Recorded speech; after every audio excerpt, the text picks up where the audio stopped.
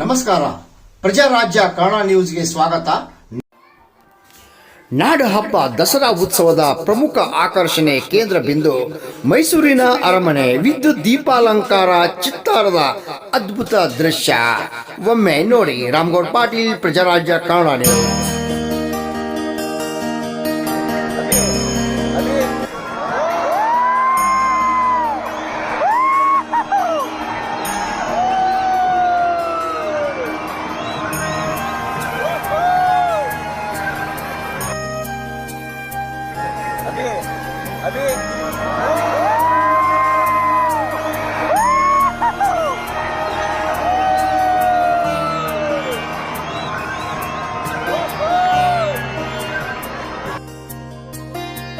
ಉತ್ತರ ಕರ್ನಾಟಕದ ಸಮಗ್ರ ಕ್ಷಣದ ಮಾಹಿತಿ ನಮ್ಮ ಪ್ರಜಾರಾಜ್ಯ ಕನ್ನಡ ವಾಹಿನಿಯಲ್ಲಿ.